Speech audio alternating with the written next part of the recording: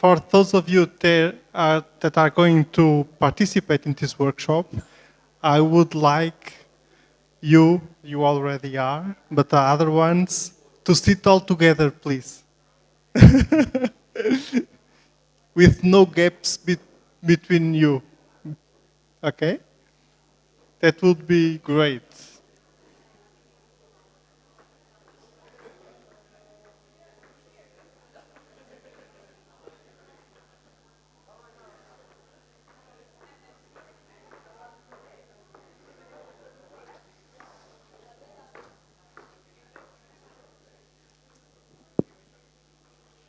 You know, I love this guy. He's called Draco, is his name. Official name, you know? Dracarys. You know, Porto has inspired J.K. Rowling writing Harry Potter, and FC Porto has inspired the Game of Thrones. So, okay. Now, my name is Carlos Martins. I am a family doctor. Here I live and work here in Porto. I was born in Germany, in Kaiserslautern. I don't know if there is someone from Germany. Okay. Hi. Hallo. Willkommen. I am also a teacher here in the Faculty of Medicine in Porto, and I also have a website. I'm the one who is responsible for the live streaming that we are doing now in the web. And I am also the president-elect of Europrev. Europrev is the WONCA network for prevention and health promotion. So, and today I also am a last-minute resource because I wasn't scheduled, I wasn't invited for this scientific program, you know. The organization had a problem. The person that would come to speak in this workshop couldn't come at the last minute, and the organization asked me to be here with you and talk a little bit about something related with choosing wisely, okay? So, everything we do in our lives, we should choose it wisely, shouldn't we? But we all know we are quite irrational. The title of the workshop was Choosing Wisely in the Emergency Room. We'll skip the part of the emergency room.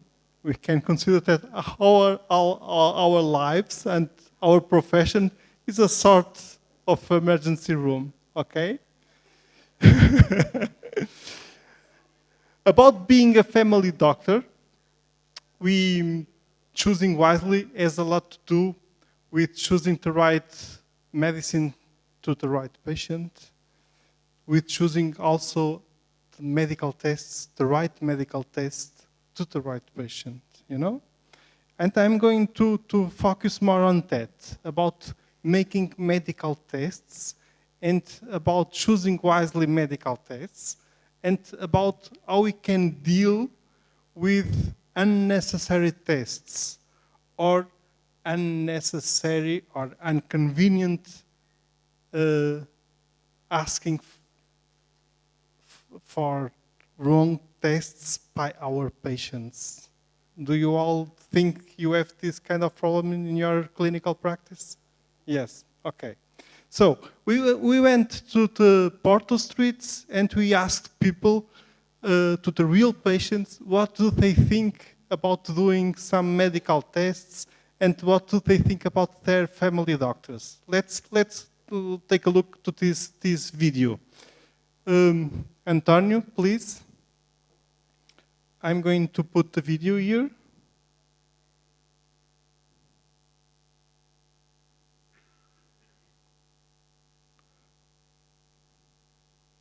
Okay. It's not appearing.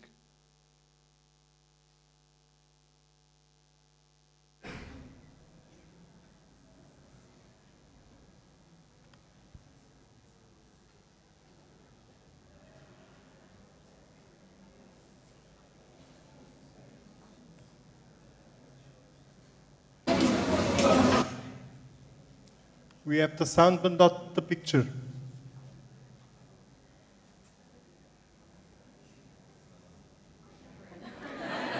No, it's not that one.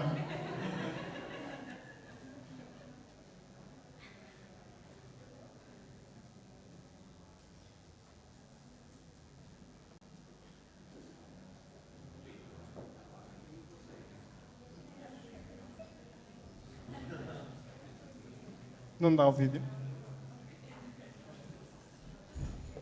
A imagem não está em mirror.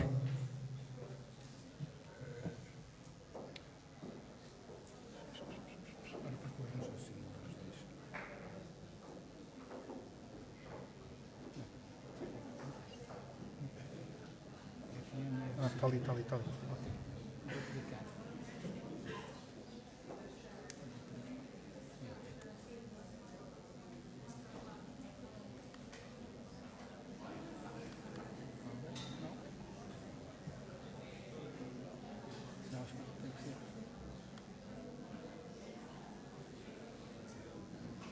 Tá, já está, já está. Ok.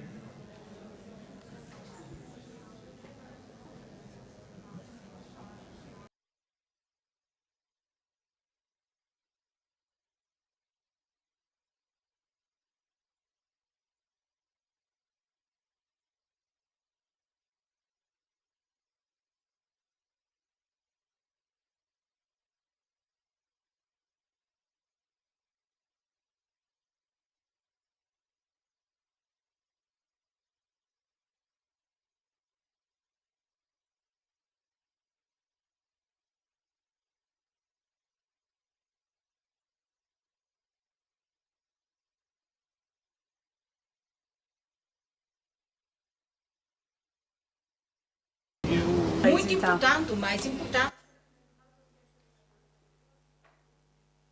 Fiz 2 vezes, não, 3.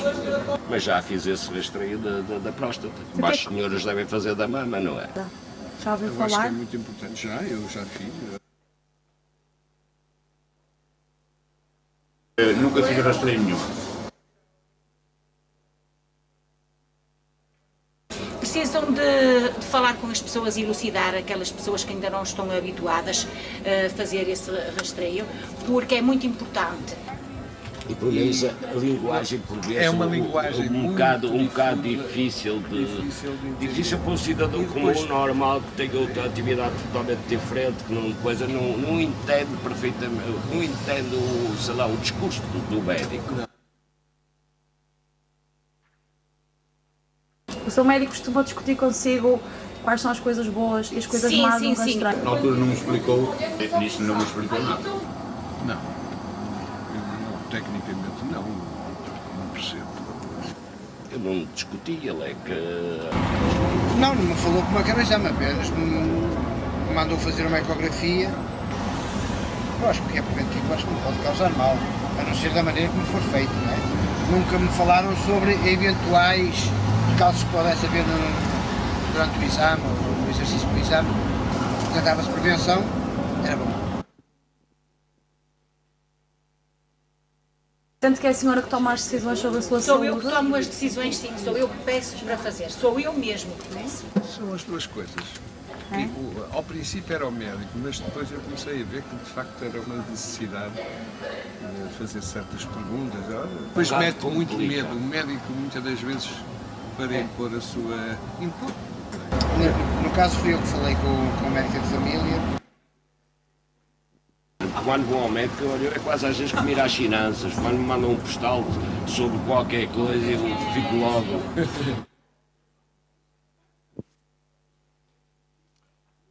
So, let's go back to the PowerPoint. Well, key messages from this film, from these Portuguese patients, they think screenings are very important. They complain that some doctors, some family doctors, don't prescribe the screening tests that they want.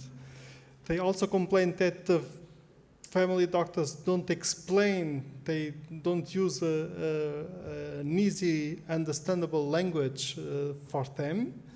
They don't think that there are risks of harms with screening tests, with preventive tests. And I don't know if I am forgetting something. No, I think these were the key messages of this video. As I mentioned, it was a surprise to me to be here today, so I already had this video from an Europref conference, okay? So, but after all, Portuguese patients, maybe they are just like other European patients. I think you have similar patients in your reality. Let us exercise, and let us exercise under this perspective about the art of primum non nocere, because actually when we are prescribing preventive tests, if we don't choose wisely, there is a considerable risk of doing harm. So what I would like you to do with me is a sort of clinical practice simulation, okay? And it's like that. The colleagues in this row will be Anna, the patient, okay? The colleagues in this row will be Anna's family doctors, okay? The same. The colleagues in this row will be Anna, the patient. The colleagues on this row, their family doctors, and so on, okay? I don't know if you have a pair or not, the last one, so the same, okay? Anna, the patient, family doctors, Anna, the patient, family doctors, and so on. And here is the first task for Anna. All Annas in this room, and you are a lot, there are a lot of Annas here. You all are 52 years old, okay? And you are healthy. But you have come today to your family doctor, and you are asking him or her, doctor, I want to do a checkup, please. So, and now, in 2 or 3 minutes, you will get an answer from your family doctor. You may start.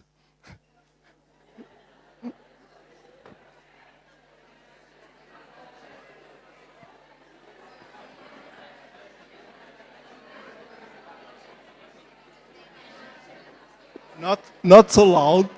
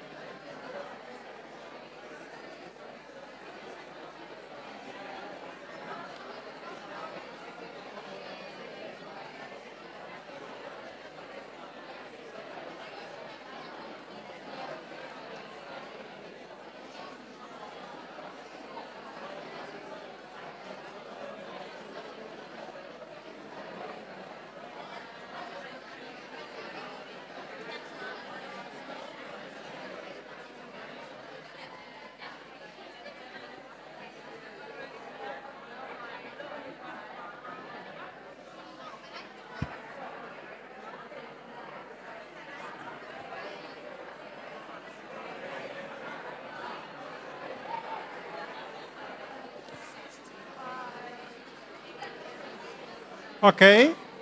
Pause. Pause. Stop.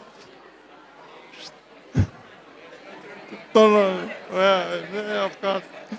Pause, please. Shh. Okay. Were you Anna? Okay, Anna, how was your appointment? What kind of answer did you receive from your family doctor? I didn't get any answer. I only got questions, like what I wanted to do and why I wanted those exams, and yeah, so it was hard work. Yeah. Okay, you didn't give room for them, for him to answer you or to. But I just said that I wanted some exams, and then he was only asking, "Why do you want exams? Why? What do you want to know? Why?" Okay, is he a good doctor? I think he's a good doctor. Yeah. Wow. Okay, okay. Another Anna, please. Were you Anna or? Okay. Hello, Anna. Hi, a pleasure to be here. How was your doctor? Well, it was a bit a problem because my father died of a heart infarct at the age of 64, and they wanted an X-ray to check my heart, but she didn't. An X-ray. Yes. You wanted. Yeah, I wanted that somebody could look at my heart, and she didn't. She didn't want to perform it. This is a typical difficult patient. Okay. Poor doctor. Okay, and what did she answer to you? Well, she explained very well that the X-ray isn't the thing that I want, and prescribe me everything else. The X-ray wasn't the thing I got, but I got many other things, which was nice. Okay, okay. Just a minute. Anas, please do the next question to your doctor.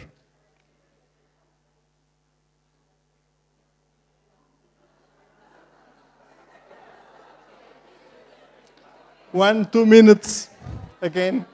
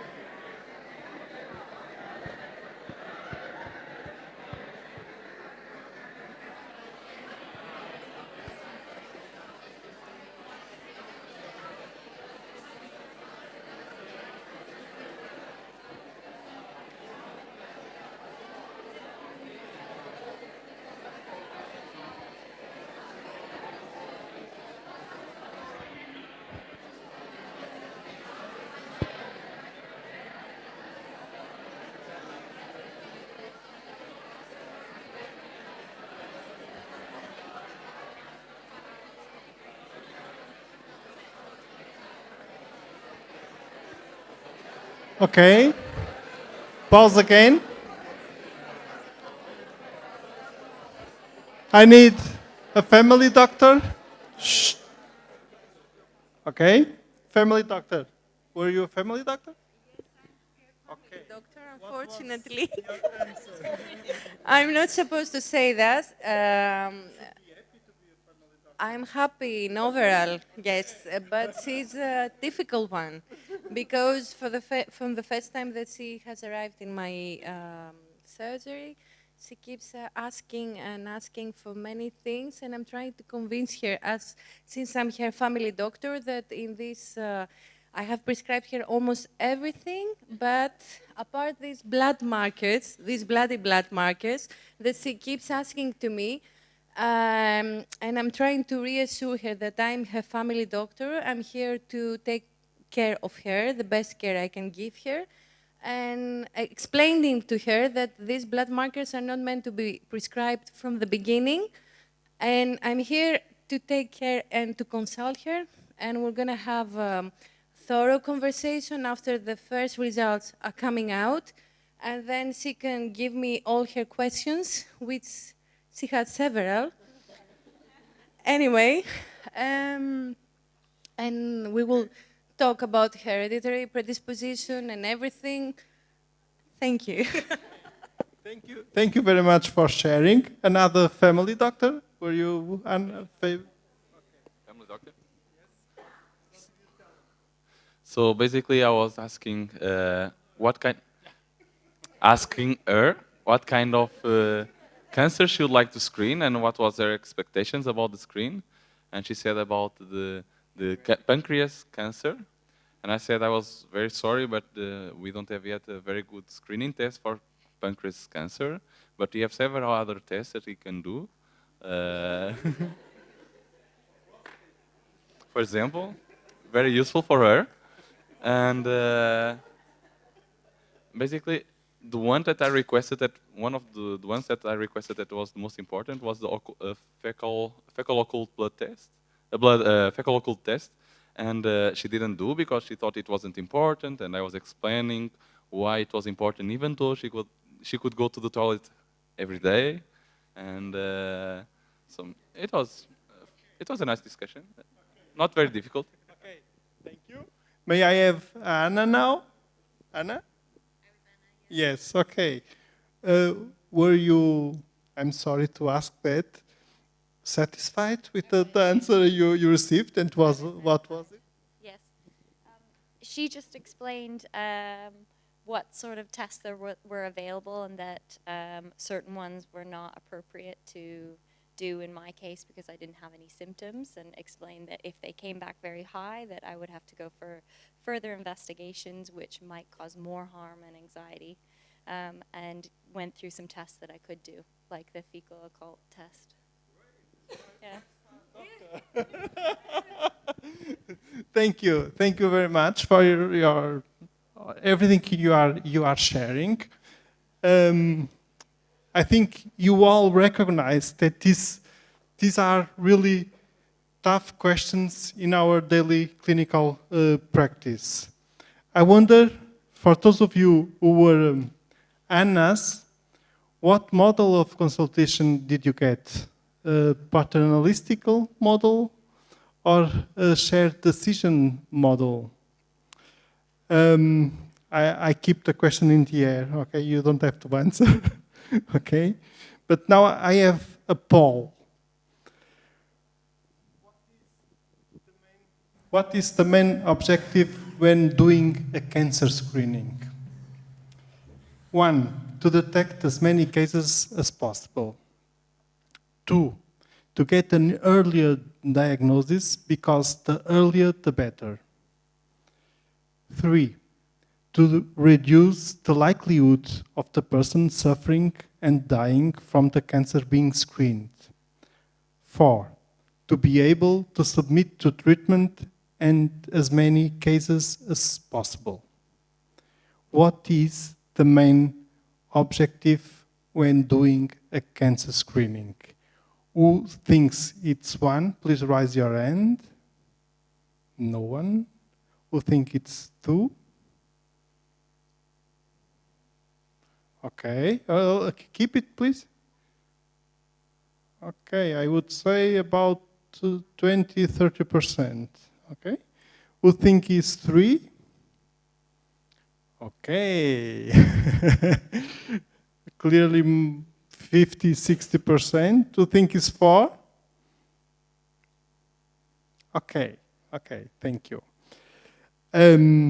Some months ago, I made this same poll in internal medicine conference, okay, in a room full of internists, with the automatic poll, how do we televote, okay? And these were the answers. 57% considered the main objective when doing a cancer is to get a cancer screening, is to get an earlier diagnosis, because the earlier the better. Okay? The right answer was the one you most of you gave, is the main objective, the main goal of cancer screening is to reduce the likelihood of the person suffering and dying from the cancer being screened. And why is this important? Earlier diagnosis is being one of the main driving forces to unnecessary tests and to unnecessary tests related to harm. Okay? It's almost a myth.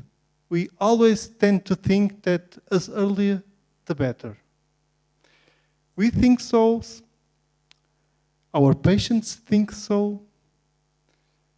Politicians think so. And when we think about disease-mongering strategies, for example, medical tests industry and even medical pharma, they like us to think so. Okay? And the truth is that sometimes, and a lot of times, earlier does not mean the better. Okay? And sometimes, if we don't have a good cure, if we don't have a good solution with better quality of life for our patients, earlier may mean longer suffering. Okay? So what we really do want when we screen someone, mainly when cancer screening, mainly when we screen someone for cancer, is to reduce the likelihood of that person suffering and dying from the cancer being screened. Okay, that is the most important thing about this topic. So now coming back to Anna, okay? The next question that I want you, Annas, to make to your doctors. Let's change the roles, okay? Now the doctors will be Anna, and the Annas will be doctors. It's more fair, okay? To balance. So please, Annas, do this request to your doctors.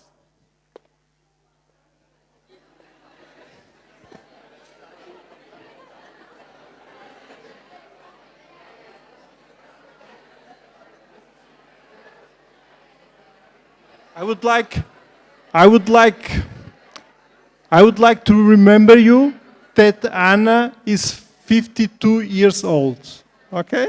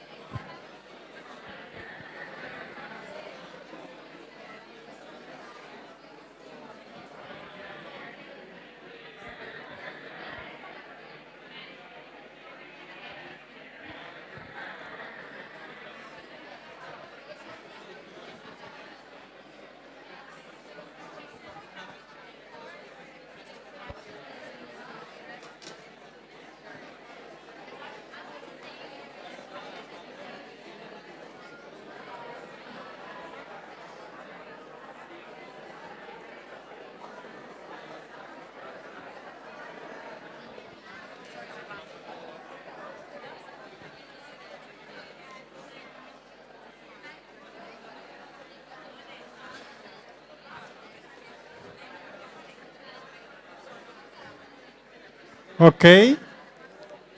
Time is up. Time is up. Were you Anna or doctor? Doctor. Okay. I have here a very interesting family doctor. I have seen her showing something to the patient. So please, what did you answer to your patient? I asked my patient if she felt something at home, just like something hard when touching her breast, and she answers that she barely touches the breast at home. So I just learned her how to do the auto evaluation of her breast. She can do it every day at home. Then I visited her and I didn't find anything. So we were discussing about the possibility of doing or not this exam because probably she has no family risk, and we were discussing about what to do next. Shared decision making, you were trying to share? Okay, thank you. Another example, please? Anna. So I was Anna, and my doctor was brilliant. She asked for me how much I do my examinations of myself. Of course, she asked for the history of my family, and I asked for her to tell what this mammogram is and how it is doing. And she was really nice because she told for me, of course, it's not a nice procedure, but you can do it. It will be better for you. And I believe that we're collaborating in this decision making. So that's all. So you didn't finish yet, so you don't know if you will do or not. Okay. From where are you, please? We are from Lithuania together, but we speak in English. In Lithuania. And in your current country, do you have screening program? And for what age? We have a screening. Every 2 years you can do a mammogram in Lithuania from the age of 50. But it isn't going so successfully, sadly, because lots of women are still saying that they don't have a history of breast cancer in their family. And well, women will know that the procedure isn't like the best one. It's pretty much hurting. So after the first time the woman usually does the mammogram, they come back saying that they don't want to do it in the second year because it's very hurting and it's uncomfortable. But you can always recommend like an ultrasound instead. So, ultrasound. Is it evidence-based for screening? Okay, you don't have to answer. Okay, thank you. Another someone, please. I was Hannah this time, and my doctor explained the benefit of mammography because I have 52 and I haven't a family risk, but I never done. So maybe this time it's a good time to start. And I asked him if the mammography is enough.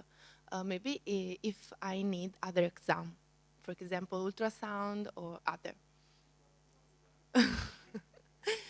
He explained me that the mammography is in the screening and other exam, no. Is here in the room any Anna that has received some kind of information about the possible harms of doing mammography? Okay, thank you. Don't answer, don't tell it. 3.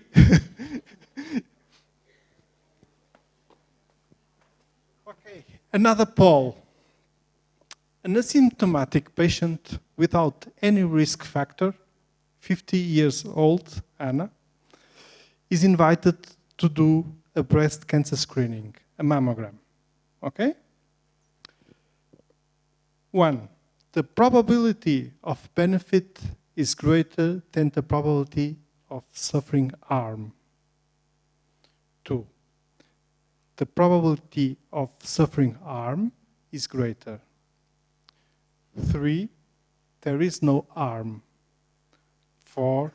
There is equal probability of benefit and harm. Okay? Who thinks the right answer is 1?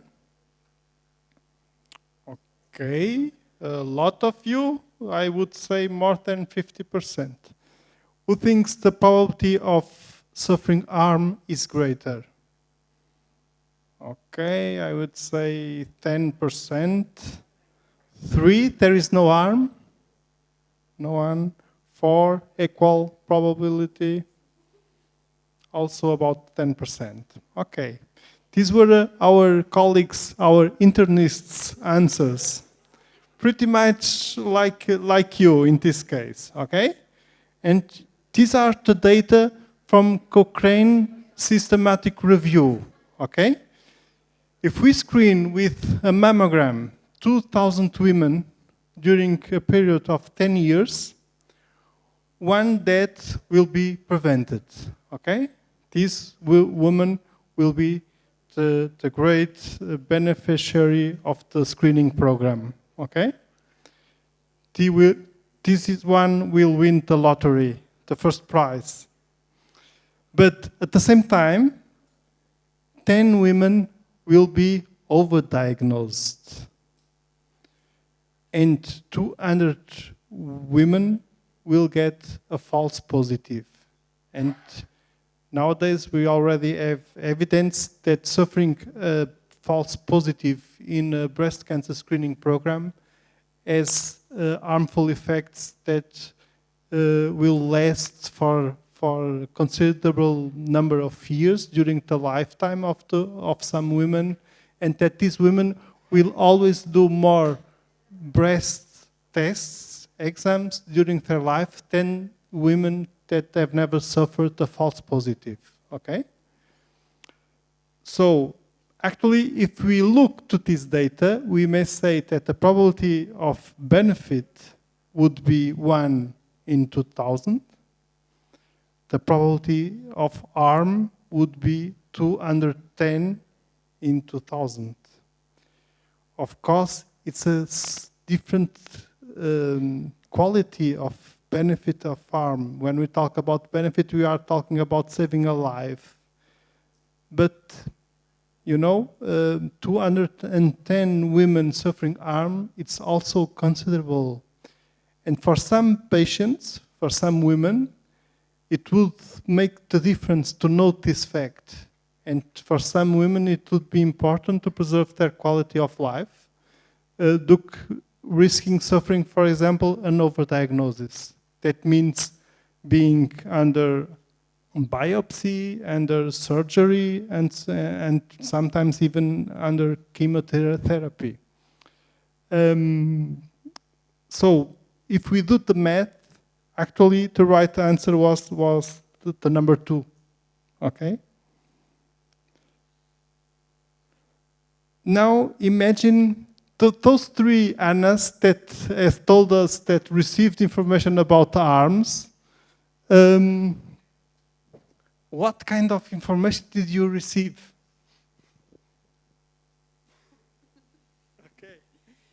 I got information that if it was positive and it could be not cancer, then I must go maybe to biopsy, and according to the decision of the surgeon, maybe I have to take a bit out, and but I can always take the exam and consider and then discuss with my doctor the results if I get anxious about it, and that I should consider well before taking the exam.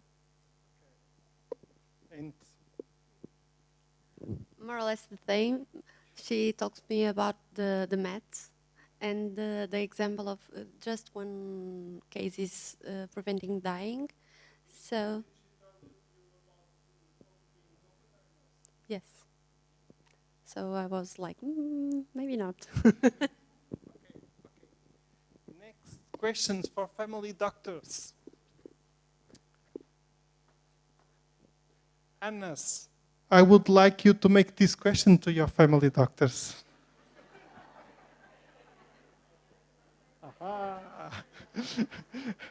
You are the doctors of the future.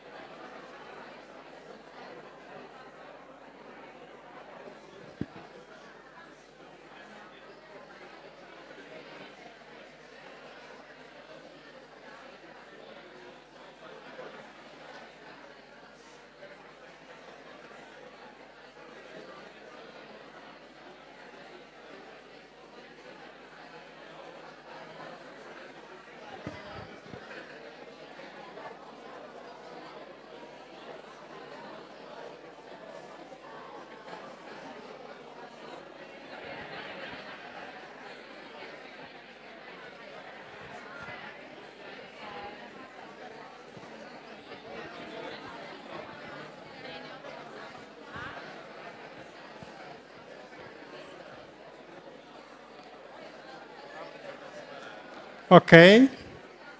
Time is up. Anna or doctor? Anna. Anna, what was the answer your doctor gave you? My doctor told me that it might be that a cancer is diagnosed, which wouldn't harm me if it wasn't diagnosed. But as I have the diagnosis of the cancer, we have to treat it because we don't know if it's progressive or not. So there is a little risk that I have a cancer diagnosed which wouldn't have harmed me, but I have all the therapy for it. Thank you. Very good. Very, very nice. Everyone got it? Okay. Then why only 3 of you received this information at the first time? In a time of when we talk about open data, open access, it seems to me that we, family doctors, we are not sharing all the data with our patients, you know? And this is quite an example of that. The fact is that patients have the right to know these facts, to know these data, and to make a true shared decision. They may only be capable to decide about their tests if they have access to this data, okay? Attention, I am not against breast cancer screening. I am not against cancer screening, breast cancer screening, against mammogram, pro mammogram. What I think is that patients should know these facts.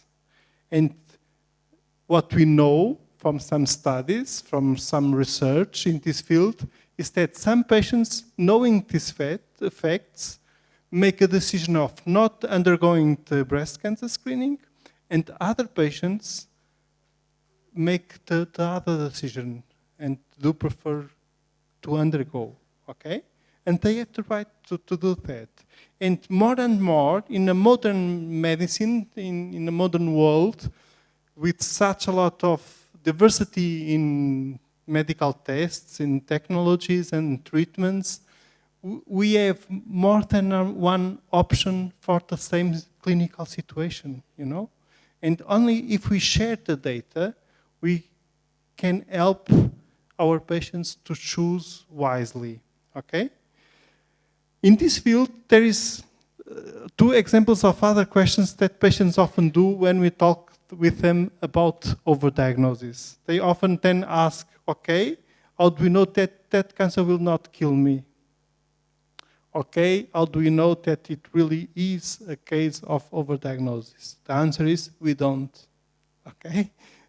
The perception of overdiagnosis is epidemiological, okay? The truth is that we don't know. So the state of the art at the moment is this one. As the doctor said, we don't know, so we have to treat, okay? So another strategy to share the same information is from this center. It's a German center, Arding Center for Risk Literacy, that present a very good, as a really good work and a really good way of presenting this kind of information to patients.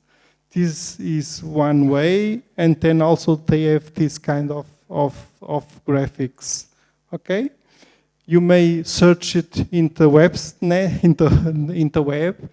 because it's free to access and to show to your patients. So, let's say a patient came to you convinced he or she needed a specific test. You knew the test was unnecessary, but the patient was quite insistent. Would you order the test?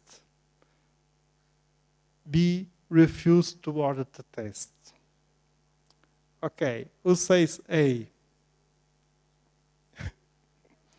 I confess. Okay, I confess. Who would refuse? Okay, okay. The most important thing of these questions is to recognize that this is really a difficult situation in the clinical practice, okay? It may also have cultural grounds and organizing of the health system facts that may interfere in this kind of decision. I know that in some countries, there is more responsibility and more power in the side of the doctor. So the doctor will be more empowered to order or to refuse the patient request. But in other countries, not, okay?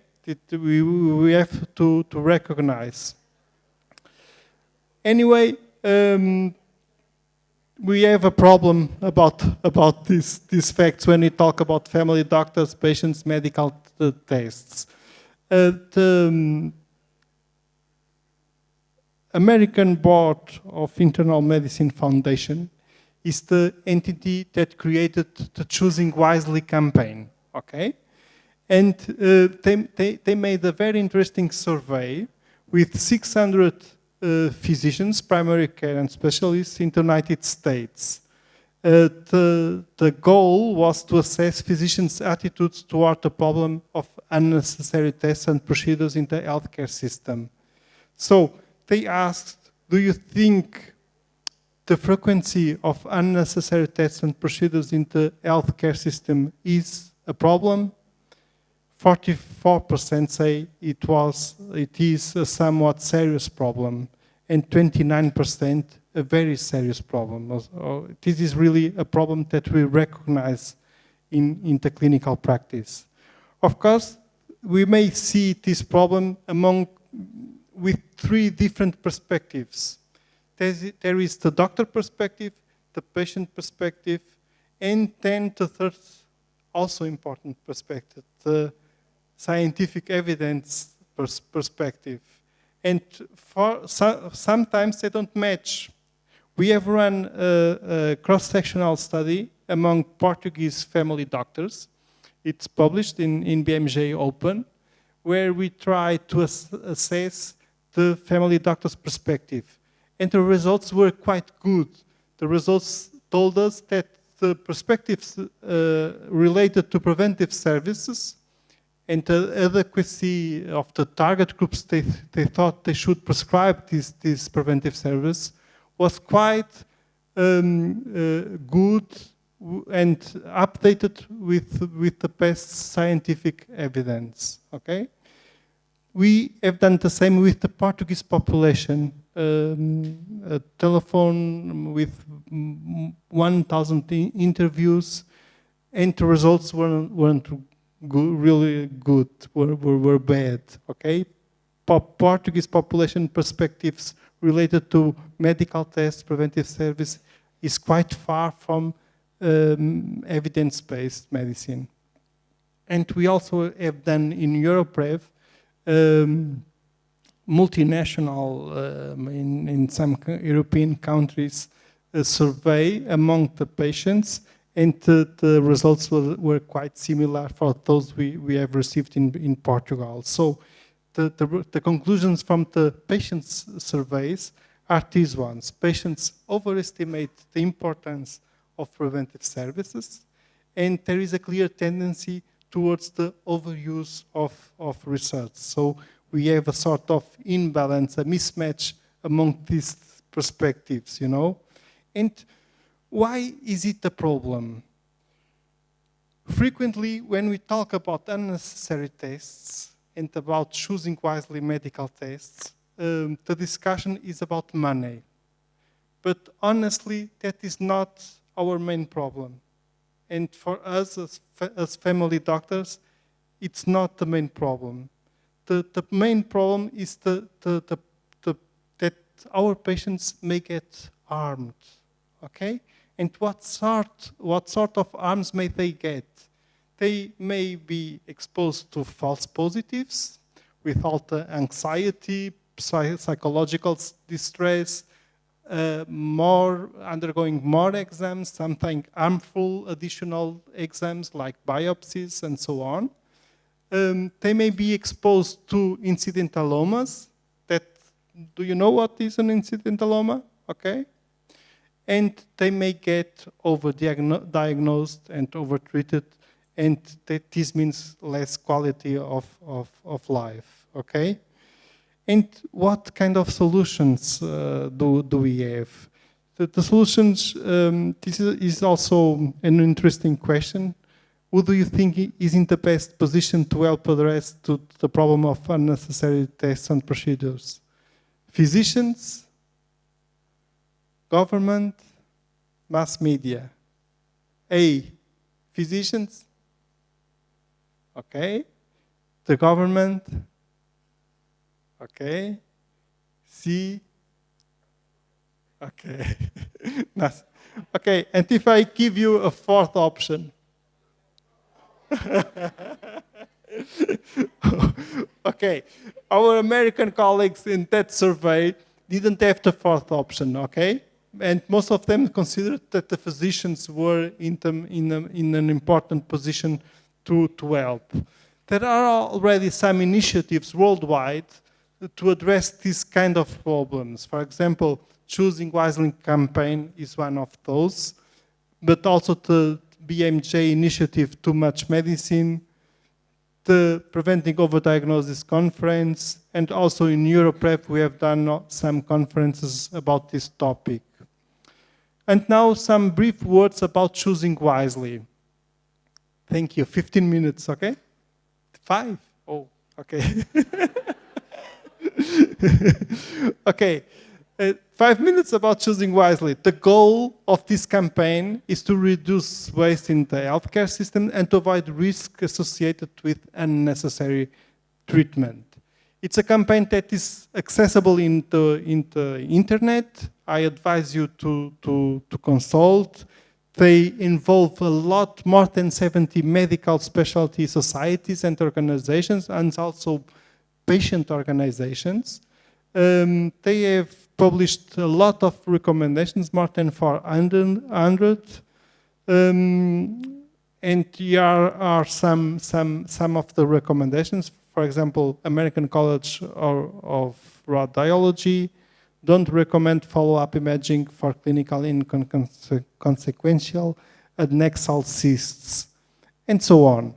And then here you have more examples. For example, don't order annual electrocardiograms or any other cardiac screening for low-risk patients without symptoms, okay? Then they also have patient leaflets. It's also a very interesting tool to work with our patients, to work in their empowerment and in their enablement. There is also an international patient decision aid standards collaboration that helps to work this kind of topics with our patients and to format the patient decision aids with more quality and standardized. And this all, to finish and to make my conclusion, this all is also related with quaternary prevention, okay? We have written a manuscript, a paper that has already been accepted in the European Journal of General Practice, where we propose a new concept of quaternary prevention. The title will be Quaternary Prevention Reviewing the Concept, and it has been already accepted. It will be out during the next 1, 2, or 3 weeks. And in this manuscript, we propose the original quaternary prevention definition was centered, what was more centered in this quadrant, okay? In the patients that where illness was present but without disease. What we consider in this paper is that quaternary prevention should target patients in every quadrant, because in every quadrant we may have patients that may undergo some medical activities, treatments, tests, which may cause them harm. So we changed the definition to quaternary prevention, an action taken to protect individuals, persons and patients from medical interventions that are likely to cause more harm than good, okay? We put more this perspective about harm, probability of harm, and probability of doing good, of benefit, okay? So, if we want to read something more about this, these are 2 books that I recommend you. Overdiagnosed and Less Medicine, More Health, from Gilbert Welch, a colleague. These are really, really good books. And this week there is also an editorial that has been published from BMG Evidence-Based Medicine with this title, Overdiagnosis, What It Is and What It Isn't. It's a very interesting editorial, okay? Finally, our patients all know the medicines patient leaflets, the summary of product characteristics, okay? And when they take a medicine, they know there is a field about the dose that they have to take, but also about the side effects, adverse events, and so on related with medicines.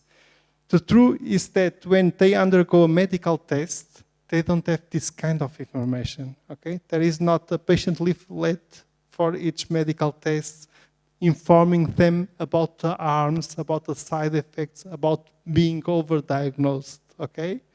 So I know I'm kind of talking about some things that may be only future, but you are junior doctors, and I am sure that during your lifetime, your profession, someday you will have to deal with these kind of questions, and you will get a patient that is going to your surgery and ask you, doctor, what means overdiagnosis. Okay? And so you were really great. I thank you for your participation and collaboration. And thank you very much. It was a pleasure to me.